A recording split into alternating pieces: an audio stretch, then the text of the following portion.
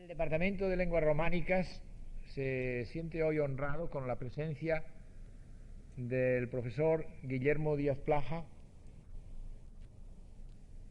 al cual yo me atrevería a calificar de un activista de las letras y de las humanidades, dando a la palabra activista el mejor de sus sentidos. Desde hace, iba a decir muchos años, no muchos, pero en fin, desde hace algunos años los españoles, y no solo los españoles, sino en todos los centros de hispanismo en el mundo entero, han reconocido los valores del profesor Díaz Plaja con labores de responsabilidad editorial, con obras de creación literaria, con sus estudios sobre el teatro. Permitidme que en estos momentos os recuerde que el año 35, si mi memoria no me falla, publica uno de los libros premiado con el Premio Nacional de Literatura, Introducción al Romanticismo, algo que los que entonces aspirábamos a cátedra leíamos con fruición y con gran interés, libro que ha tenido varias ediciones y que constantemente recomendamos en nuestras clases, aún hoy y por mucho tiempo, a los alumnos que quieran adentrarse en el problema del romanticismo español. Decía activista, sus obras, sus publicaciones, sus actividades al frente de centros de investigación sobre teatro, dirigiendo, quizá editando la obra que España hoy puede ofrecer al mundo como más importante, la historia de las literaturas hispánicas, colaborando en ella, no solo editándola, sino colaborando en asuntos de teatro medieval. En fin, todo esto dicho de una manera un poco amontonada y sin orden, tiene que darle a ustedes una idea que de seguro ya tienen todos los amantes del español y de la literatura española, del profesor Díaz Plaja, que acaba de hacer no una tournée, sino una serie de conferencias en otras universidades de los Estados Unidos, las últimas, Santa Bárbara, Nuevo México, y que este año enseña en la Universidad de Buffalo, en el estado de Nueva York. Y sin más, para no robar ni siquiera un minuto a la conferencia del profesor Díaz Plaja, tengo el gusto de invitar al distinguido orador a que pase.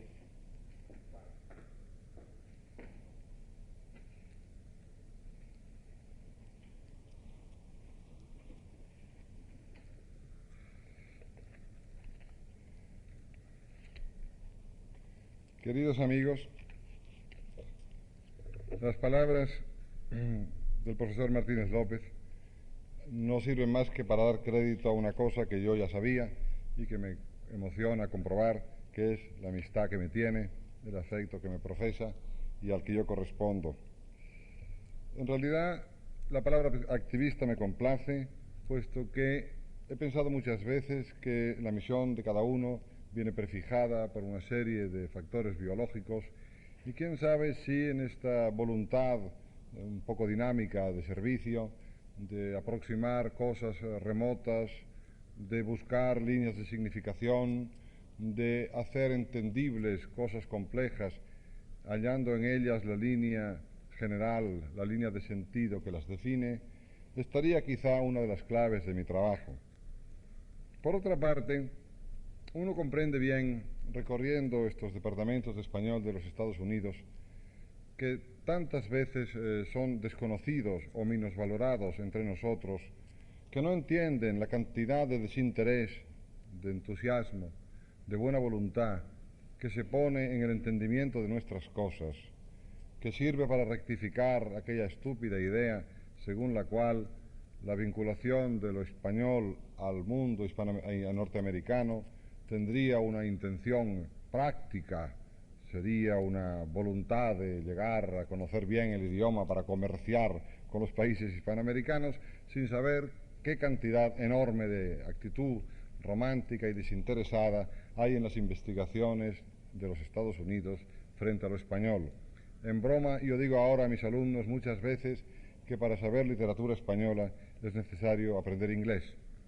Es decir, no cabe duda que hay una cantidad enorme de investigación y de esfuerzo que nosotros, en la medida que podemos, en la medida que nos es posible, hemos de subrayar y hemos de llegar a colaborar con ella, aunque no sea más que como un signo de gratitud, como un signo de correspondencia a tanta buena voluntad, a tan afectuoso interés como se despliega en estos departamentos de español. El tema que me ha sido asignado en esta reunión de hoy participa de lo sociológico y de lo literario. En último término, si una misión, si una preceptiva hay que establecer con una versión sociológica, es la preceptiva del teatro, puesto que el teatro no está fabricado por el escritor en la misma medida que está fabricado el poema o la novela, sino que en el teatro entendemos siempre que hay un factor colectivo con el cual hay que contar. El teatro está montado sobre la realidad de una cuartilla que el escritor escribe en una hora de alta fiebre, en una madrugada feliz, pero esto no es más que una primera parte. Queda después la versión al mundo de las bambalinas, al mundo de las candilejas, por la cual aquella cuartilla escrita en papel blanco adquiere una extraña corporeidad. Y es una corporeidad que se mantiene en dos direcciones. Una de tipo dinámico. Es la voz del actor quien trasunta las palabras de la cuartilla y les da una proyección hacia afuera. Otra es una versión estática. Quiero decir que esta palabra del actor funciona dentro de un cuadro pictórico, de un cuadro plástico, que para entendernos denominamos escenografía. Una obra de teatro, pues, participa de estas dos dimensiones, digamos la dinámico-temporal y la plástico-espacial.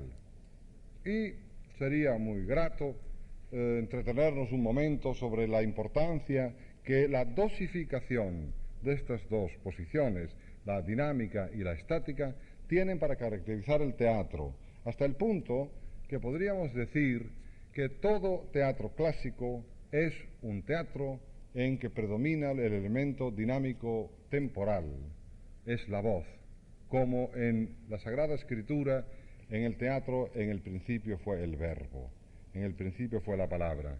El gran teatro clásico, de Esquilo a Lope, es un teatro cuya misión verbal tiene tanta violencia, tan percutidora energía, que solamente con esas palabras se crea el ambiente necesario para estremecer al espectador.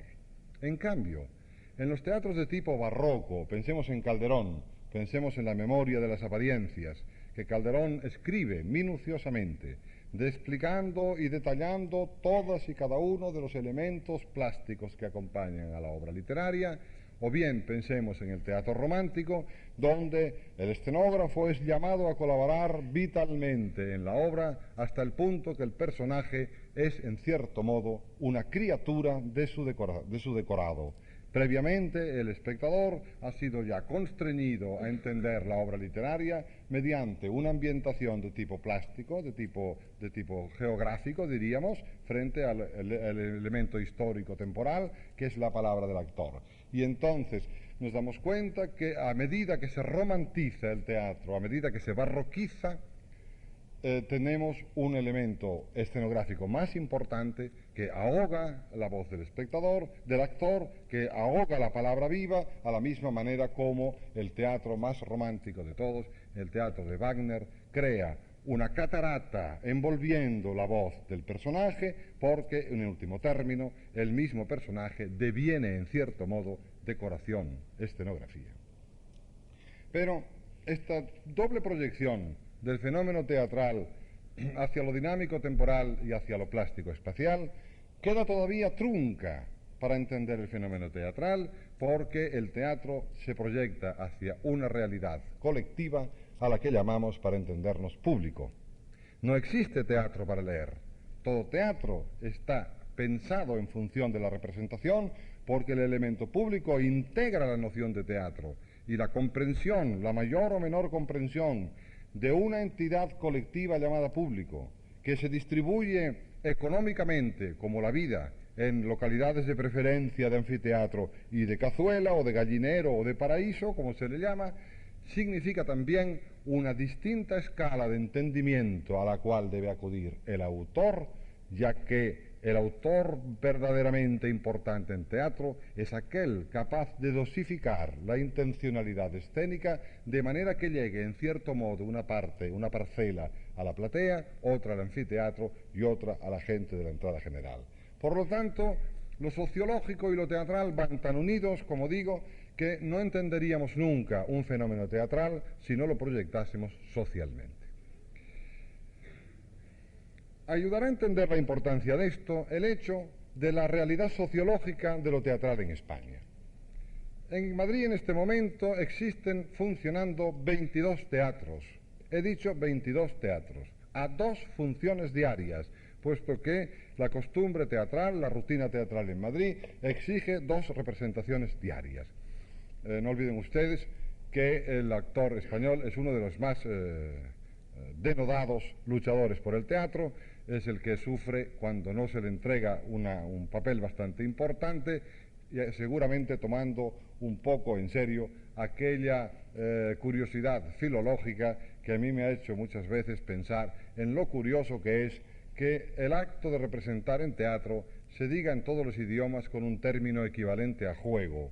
Efectivamente, en inglés se dice to play, en francés se dice jouer, en alemán se dice spiele, menos en español, que se dice trabaja. El actor español es el único que trabaja, de modo que esto significa que para el actor español hay una parte integradora, hay una parte de entrega realmente conmovedora y total, que quizá faltaría en otros teatros.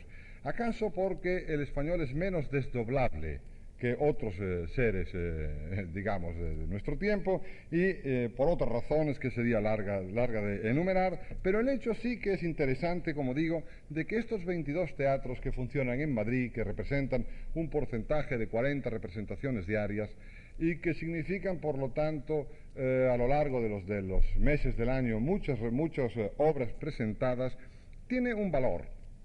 El valor de que el teatro español conserva todavía, para entendernos, una tradición burguesa. El teatro en toda Europa se ha convertido en una exigencia minoritaria. No cabe duda que hoy al teatro le exigimos, a través de los teatros universitarios, a través de las pruebas de teatro que representa la avanzada del teatro norteamericano actual, del teatro francés, de los Ionesco, de los Miller, etcétera, etcétera, encontramos evidentemente en el teatro una misión de vanguardia, una misión renovadora. Es una misión muy noble, pero significa exactamente que el teatro ha perdido la masa, ha perdido la muchedumbre. Solamente el teatro español conserva, flanqueando este teatro de vanguardia que existe naturalmente, existe una tradición de teatro burgués. La gente se burla muchas veces de este teatro burgués. Es un teatro que tiene sus ventajas, como tiene graves inconvenientes. Entre ellos, el más importante es que este teatro burgués mantiene unas taquillas abiertas y es una tentación constante para el autor, que muchas veces piensa que escribiendo una comedieta rosa, un poco sentimental y un poco dulzona, va a ganar mucho dinero, lo cual naturalmente es muy grave, ¿verdad? Y evidentemente el teatro español conserva una tradición de teatro, no diré mediocre, pero sí un teatro sin exigencia, un teatro que se mantiene de este tipo de familia más o menos acomodada, que una vez por semana va al teatro a representar una obra que no le complique demasiado la existencia. Pero no despreciemos tampoco este substrato, no despreciemos este substrato burgués del teatro, porque entiendo que este substrato burgués también tiene un valor como fermento, como base posible para un teatro de mayor envergadura o de mayor exigencia. Naturalmente yo no les hablaré de este teatro burgués, ustedes se sentirían profundamente defraudados, ¿verdad? Yo les hablaré de un teatro que tenga un poco más de ambición espiritual y que por otra parte ustedes conocen. Pero como les decía antes, la misión de un profesor, de un conferenciante, no es venir a descubrir nada nuevo, ni siquiera a hallar fórmulas imprevistas para ustedes, sino simplemente llamar la atención sobre la coexistencia de algunos fenómenos y sobre su intencionalidad.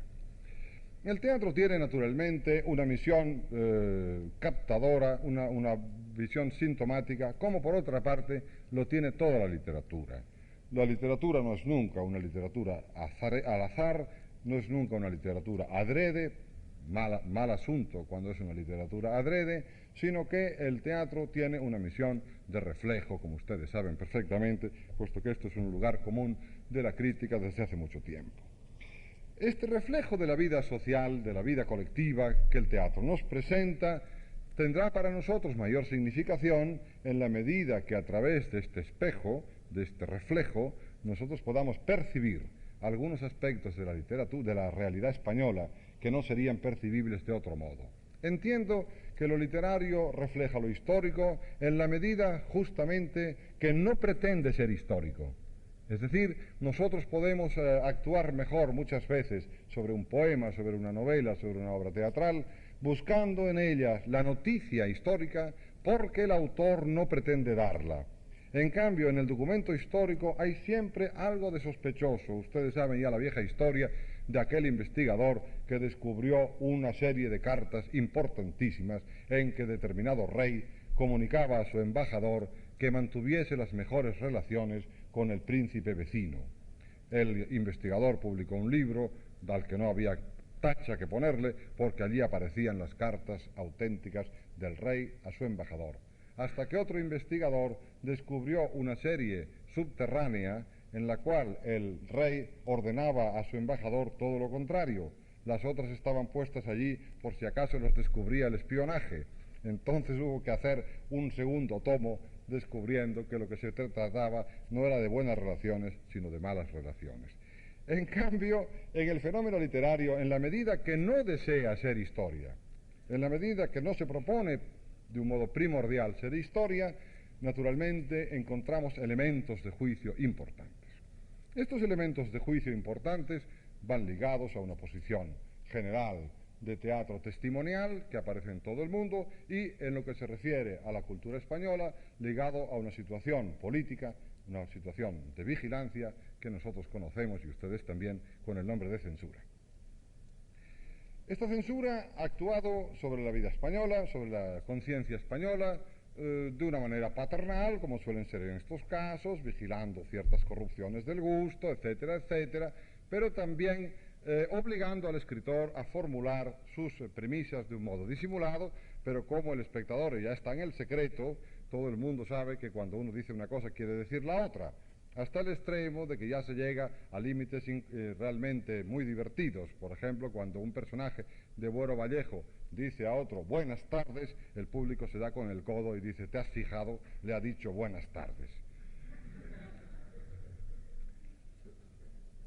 Lo cierto es que la sociedad española aparece en el teatro, por ejemplo, de Buero Vallejo como una realidad evidente, como una realidad sociológica importante, pero llevada y presentada con una gran honestidad por parte del autor. Ustedes saben que Buero Vallejo se llama la atención a la gente en 1949 con una obra que ya se ha hecho popular, Historia de una escalera.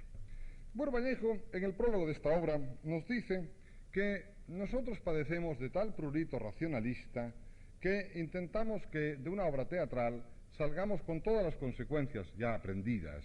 La vida, dice Buero Vallejo, no es así y en realidad lo que podríamos llamar une tranche de vie, lo que los naturalistas llaman un fragmento de vida, no ofrece las mismas simplificaciones de las fábulas donde siempre el lobo es perverso, el cordero es bondadoso, etcétera, etcétera, sino que la vida está más mezclada que todo esto. Nosotros, por ejemplo, nos encontraremos con una obra como Un soñador para un pueblo, en que el príncipe de Esquilache, el marqués de Esquilache, no es exactamente un hombre perfecto. Las simpatías del autor van hacia él, pero evidentemente también el marqués de Esquilache es un hombre con pequeñas zonas turbias en su existencia. Bueno, Vallejo en esto es muy honesto. Plantea las cosas un poco como el viejo Montaigne pedía al profesor cuando revolucionariamente en sus ensayos a principios del siglo XVI decía que el profesor no tiene por qué explicar la teoría de Aristóteles ni la de Platón, sino que debe presentar al alumno la de Aristóteles y la de Platón, y que sea el alumno el que escoja. Un poco esta es la raíz de toda posición liberal, y Buero Vallejo es en esto tan honesto que presenta también en el mismo Soñador para un pueblo una plebe que tampoco muchas veces está a la altura de las circunstancias y que muchas veces no merece ni siquiera la atención filantrópica del marqués de Esquilache. Pero lo interesante de la aparición de Historia de una escalera es que rectifica una posición curiosamente difundida en la España inmediatamente posterior a la guerra, que se condujo hacia un cierto retoricismo brillante. Es sorprendente, en efecto, que a los pocos años, a los pocos meses de terminada la guerra civil, cuando realmente toda la patria está sangrando y está llena de muñones, de mutilaciones, de dolor, la literatura, sobre todo la poesía española, se orienta en un sentido retoricista, aparece el grupo Garcilaso, y entonces las gentes se dedican a un perfeccionismo curioso que viene originada de lo que se llama la escuela del Pirineo, la escuela de Basterra, de Murlane, de Sánchez Mazas, que plantea curiosamente una posición absolutamente alejada del dolor cotidiano que surge de la guerra. No nos escandalicemos tampoco demasiado, todos ustedes saben que Garcilaso soñaba ninfas y pastores en el Tajo cuando todo el día estaba luchando en sus Áfricas, sus Italias, sus Europas, a caballo, con la lanza a punto y la espada preparada. Quiero decir esto, que muchas veces la poesía no es un reflejo inmediato, sino por reversión. El poeta canta lo que no tiene, es decir, la poesía es muchas veces una fórmula escapatoria de una realidad demasiado evidente. Pero naturalmente estas fórmulas escapatorias no se sostienen demasiado tiempo y dos géneros literarios, primero y la poesía después, van a ser testimoniales. El primero va a ser el teatro con Historia de una escalera y después va a ser la novela con Nada y con la familia de Pascual Duarte. Inmediatamente la realidad reviene, ¿verdad? Como en la famosa verso de Boileau que le gustaba repetir a don Eugenio d'Ors, chasser le naturel, il revient au galop. Expulsar lo natural que regresará enseguida al galope. La vida es más fuerte que todas las actitudes y he aquí que de pronto aparece una obra teatral en la cual no sucede nada. Sucede la pura inexistencia. Sucede el dolor de unas familias humildes, sucede unas gentes que en el mismo rellano de una escalera, a través de unos años, van repitiendo las ilusiones juveniles y las decepciones. Cada acto han pasado 15 años y entonces los hijos de los personajes que en el primer acto se enamoraron se vuelven a enamorar diciendo las mismas palabras. Y, naturalmente, los que son viejos repiten los mismos dolores y las mismas melancolías que los viejos de la primera escena. Quiere decir con esto, Buero Vallejo, que existe una realidad evidente, que existe una realidad desolada, que existe una lucha constante entre esperanza y depresión, y que no cierra dramáticamente. Cuando al terminar Carmina, hija, y Fernando, hijo, que dicen las mismas palabras que Carmina, madre, y Fernando, padre, es decir, repiten el mismo juego de ilusiones y de aventura, el autor baja el telón dejando entrever que la ilusión sigue en pie y que quién sabe. No cierra del todo, ¿verdad? Porque la vida tampoco es, y en esto, como digo, es muy honesto, Buero Vallejo plantea el problema de una realidad sin vuelta de hoja, sino que la realidad puede tener vuelta, incluso en obras de tipo puramente sainetesco, puramente popular, en que parece que la abertura hacia el infinito es muy difícil de resolver. La situación sociológica inmediata de Buero Vallejo en Historia de una escalera o en Hoy es fiesta se adquiere dos direcciones más trascendentes una de tipo histórico y otra de tipo moral. La de tipo histórico, ustedes la conocen perfectamente, es la de las dos representaciones de la España del siglo XVII con las Meninas y de la España del siglo XVIII con el Soñador para un pueblo. Ustedes saben perfectamente que Buero Vallejo en las Meninas plantea la posibilidad clarísima de enfrentar, pensando en la España de Franco, naturalmente, en la idea de presentar la diferencia entre lo que pudiéramos llamar la España oficial y la España real. La idea es muy bella, la representación es un éxito escenográfico. Ustedes saben que los personajes de las Meninas son los personajes que aparecen en el cuadro de Velázquez y que el héroe es Velázquez mismo. El error de Buero Vallejo consiste en utilizar el nombre de Velázquez para esta acción testimonial y acusadora. Velázquez, que era un sevillano injerto de portugués, gastó casi toda su fortuna en demostrar que podía ser caballero de Santiago. Esto era muy difícil, había que gastar muchísimos doblones, había que aportar numerosas testificaciones según las cuales se pudiera demostrar que el susodicho Diego Velázquez no tenía parientes judíos o musulmanes, pudiese mantener y montar un caballo y no hubiese realizado nunca acción mecánica. Estas tres cosas pueriles le costaron a Velázquez mucho trabajo. No salió bien la prueba, apareció una bisabuela que no tenía la sangre todo lo limpia que quería don Diego Velázquez de Silva, apareció unas dudas sobre otros aspectos de la cuestión, y en cuanto a su trabajo mecánico, excuso decirles a ustedes que todos y cada uno de los llamados a enjuiciar declararon que Velázquez pintaba por gusto y no por ganarse la vida.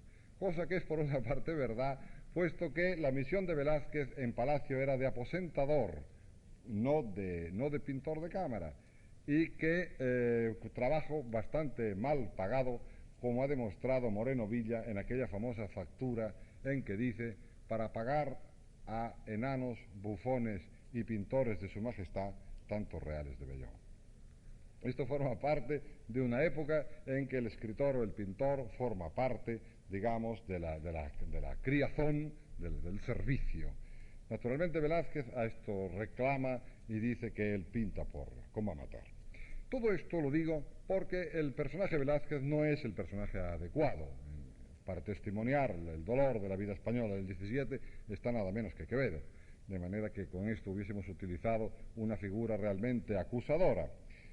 Claro está que Buero Vallejo pues, utiliza algo tan espléndido como el cuadro, ese cuadro en la que dice él, advierte toda la serena tristeza de España, este cuadro en el cual tanto se ha meditado y tanto se ha hablado, porque como todos ustedes saben, lo tienen en la memoria en este momento, es el cuadro más sorprendente de la historia del arte.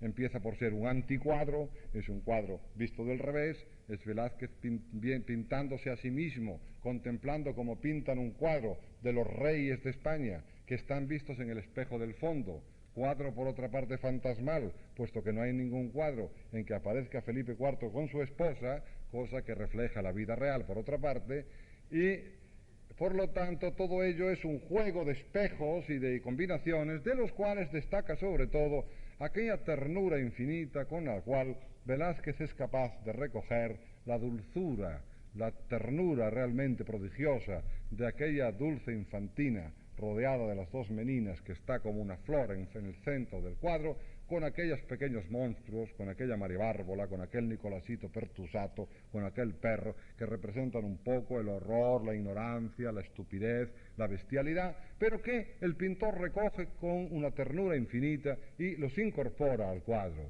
Y a pesar de ser una época jerárquica, a pesar de ser una época realmente, digamos, tiránica en este sentido, en la pincel de Velázquez hay una ternura que recoge a estos pobres monstruos y los incorpora un poco con la idea cristiana de que todo ser tiene un alma que salvar y en todos ellos está la dedicación divina. Velázquez en esta obra no encuentra, sin embargo, su partener porque no está en el cuadro. Y entonces Buero Vallejo utiliza un personaje que está fuera del cuadro, que está entre uno de los bufones que Velázquez pinta, y ahí está muy bien visto por parte de Buero Vallejo, convierte a este otro personaje, que es uno de los bufones que aparecen en el Museo del Prado, en la sala de Velázquez, independiente, exento, no en el cuadro de las Meninas, y lo convierte en un hombre que se presenta derrotado a Velázquez le divierte el aspecto que tiene, le interesa, lo empieza a pintar, y este hombre cuenta su vida. Y este hombre cuenta sencillamente una novela picaresca. Es decir, yo soy un hombre que no existo para vosotros, pero sí existo en la realidad. Yo soy un hombre que he sufrido, que he luchado, que me han perseguido, que he pasado hambre. Vosotros aquí arriba, en Palacio, no sabéis que debajo de la España oficial hay una España que llora, hay una España que sufre, hay una España que padece persecución por la justicia, y por lo tanto a Velázquez se le abre entonces esta noción dramática, patética, de una España violentamente sojuzgada, de una España olvidada por la jerarquía oficial, que es la que hay que atender y que es la que hay que acudir. Naturalmente, como les digo a ustedes, la repercusión política de esta obra es evidente. Buero Vallejo practica esto que los artilleros llaman tiro por elevación, que consiste en disparar hacia arriba para que la bala caiga más cerca, ¿verdad? Y naturalmente la gente ha hecho toda clase de comentarios sobre la realidad española actual, etcétera, etcétera.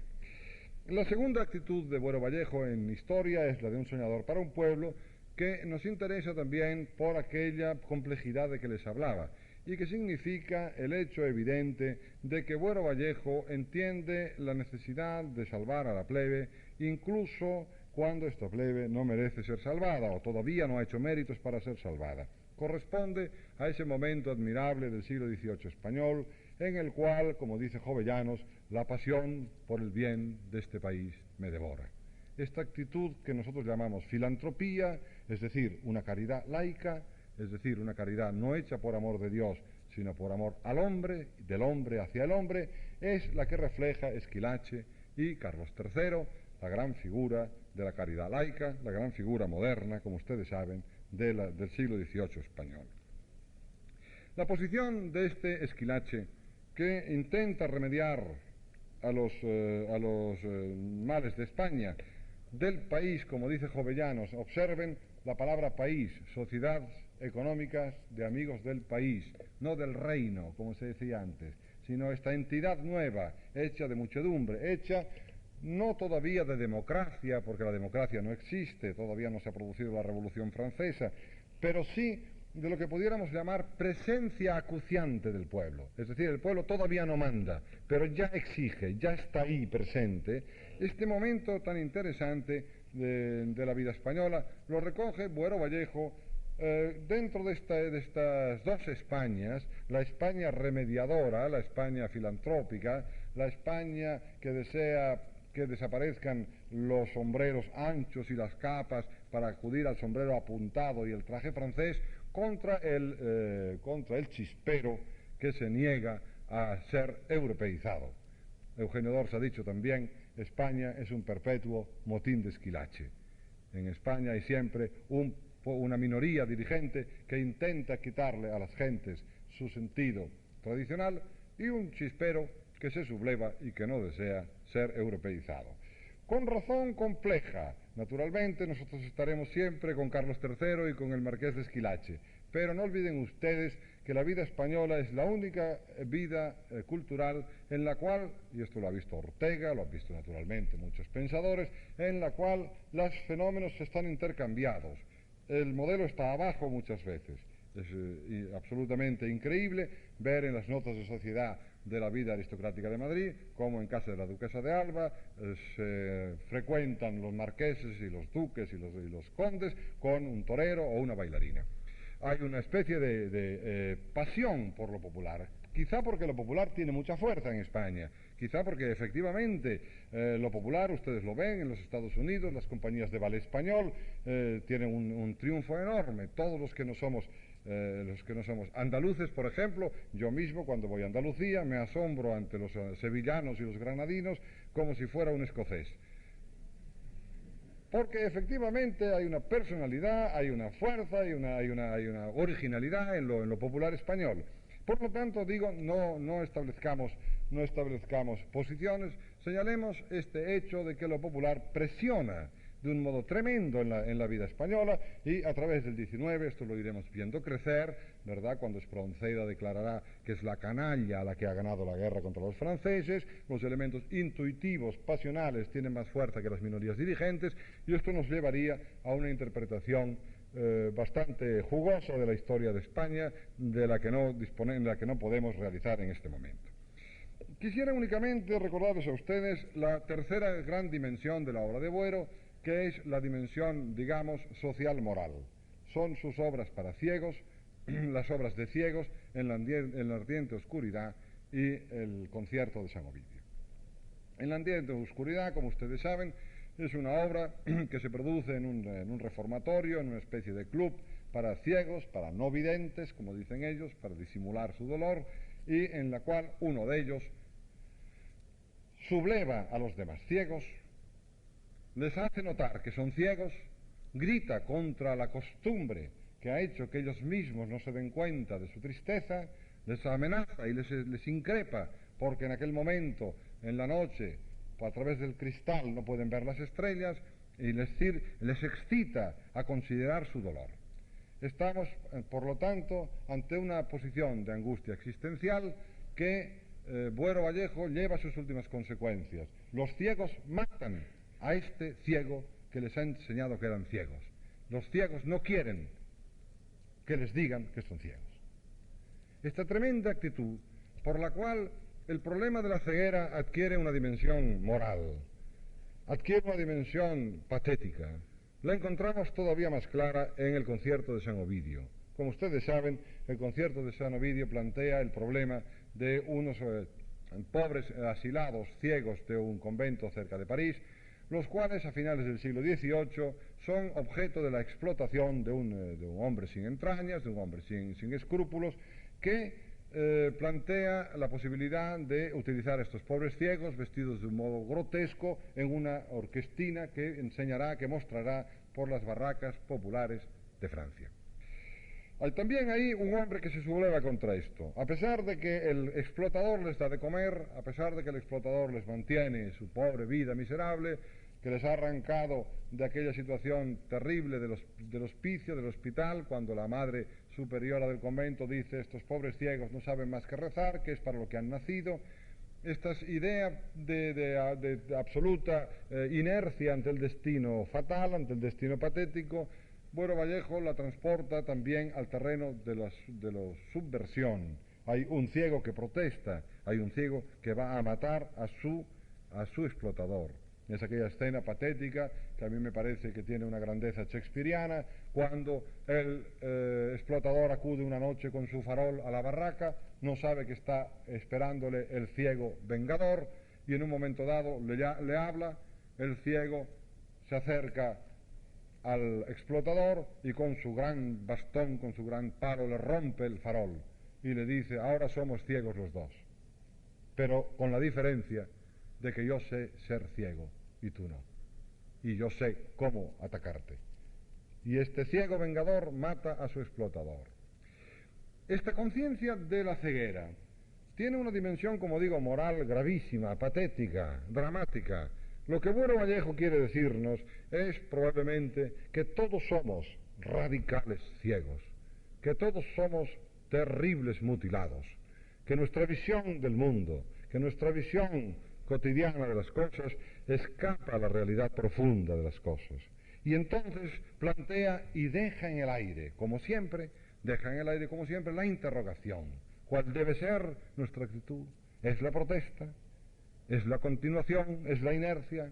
Buero Vallejo es el hombre de las interrogaciones, como he dicho antes, recordando a Montaigne, y por tanto su gran obra teatral ha sido plantear problemas, ha sido presentar problemas, con un patetismo enorme, y que llega, como ustedes ven, desde las formas más elementales de la versión social del sainete en su aspecto amargo de la vida de los humildes, a estas dos formas, una de interpretación histórica y otra de interpretación moral de lo que pudiéramos llamar la radical ceguera de la criatura humana.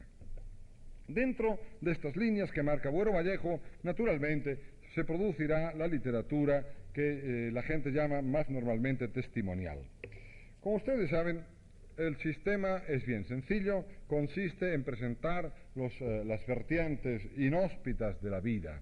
Quiero decirles a ustedes con toda honestidad que existe en todo esto, naturalmente, no en España, sino en el mundo entero, una moda muy marcada, de la misma manera como cuenta Valera con mucha gracia que don José de Espronceda era el hombre que estaba siempre triunfando con las más guapas señoritas de Madrid y que nunca entendía aquello de que quería romper el corazón en pedazos.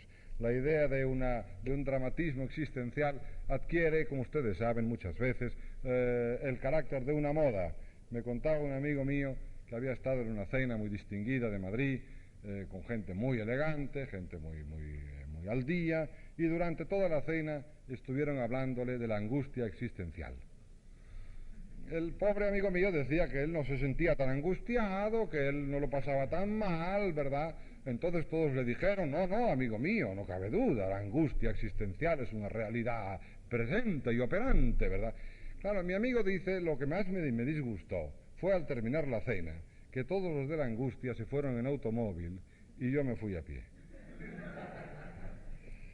No cabe duda, por tanto, que hay que restar también, hay que restar un poco a las posiciones estas, un poco, darles un poco a lo que tengan de moda y de costumbre, sin ignorar naturalmente la realidad patética que muchas veces traslucen.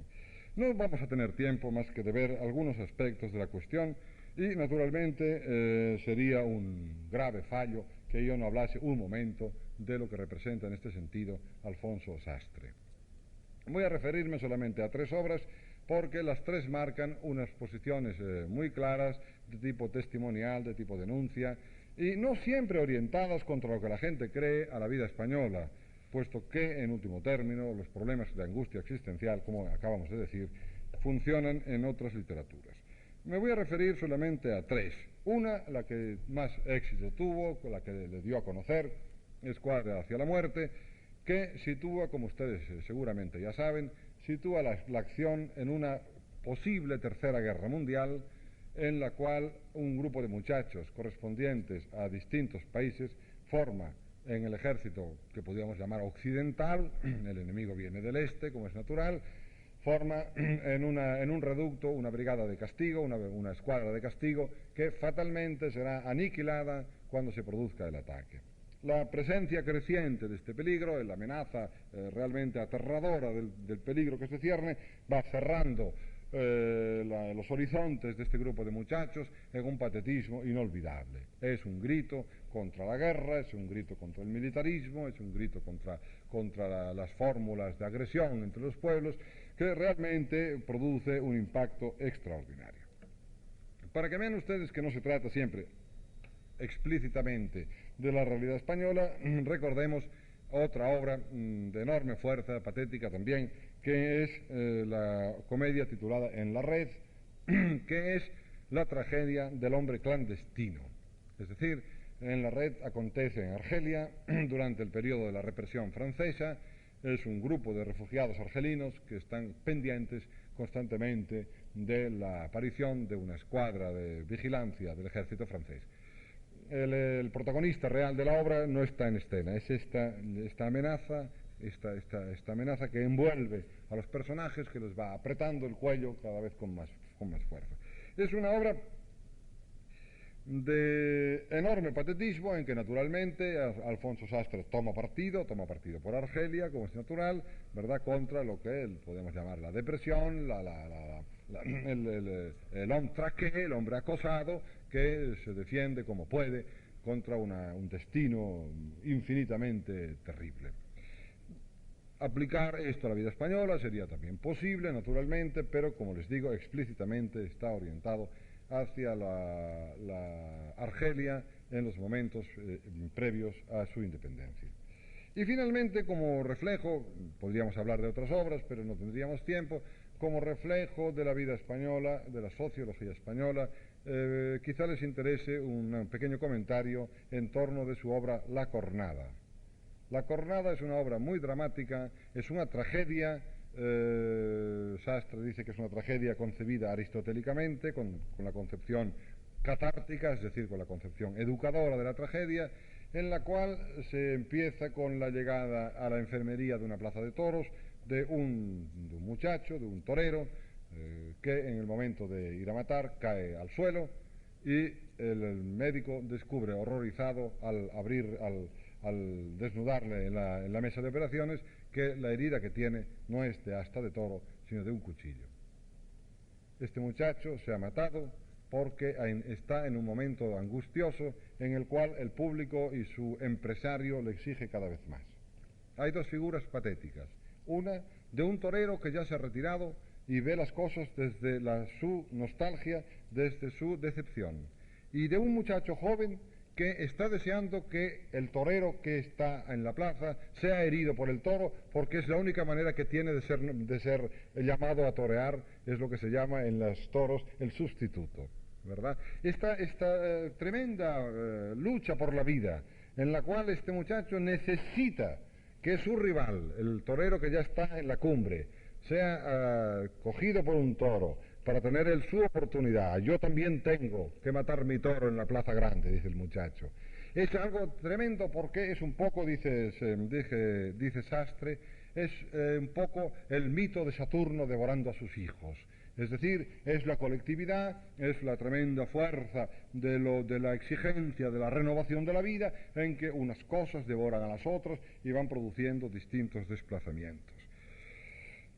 Insistir sobre estos aspectos sociológicos españoles nos llevaría a una lista muy extensa. Repito que la densidad de la producción dramática española es extraordinaria. Calculen ustedes un promedio, a través de los registros de la Sociedad de Autores, de un promedio de 200 estrenos anuales en España. Naturalmente, no todos son buenos, no todos son indignos de ser comentados en un curso de teatro, pero sí es interesante el hecho general, el hecho colectivo masivo de lo teatral en España todavía, ¿verdad? Por ejemplo, hay un joven escritor que está interesando ahora mucho, Rodríguez Budet, cuya obra La Madriguera es también el tema de la cerrazón, del aprisionamiento de la vida actual.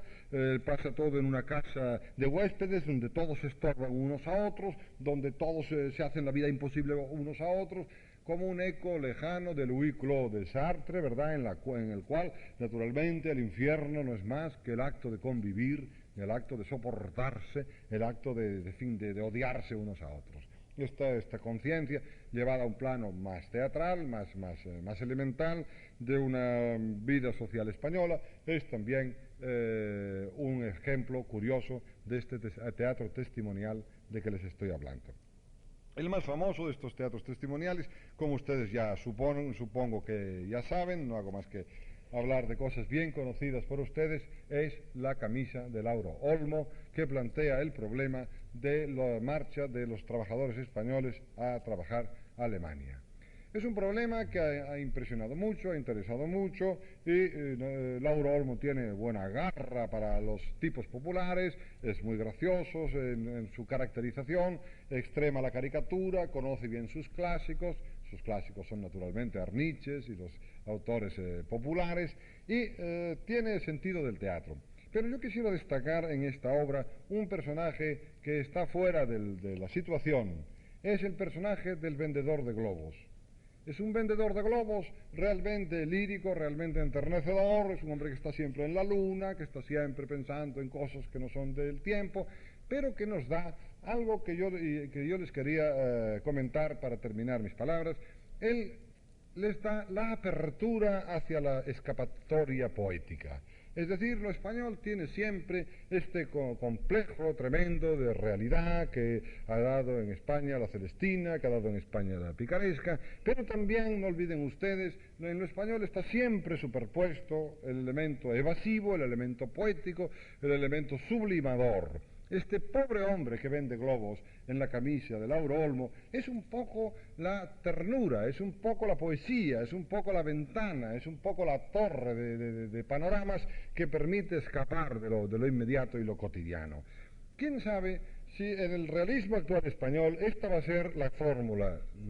No esta otra fórmula absolutamente negra, negativa y patética, sino una fórmula de convivencia de las dos actitudes. La obra de éxito este año, el año pasado en España, no ha sido la camisa de Lauro Olmo, sino la gran revelación ha sido Los verdes prados del Edén de Antonio Gala, donde lo poético tiene una fuerza cada vez más absorbente.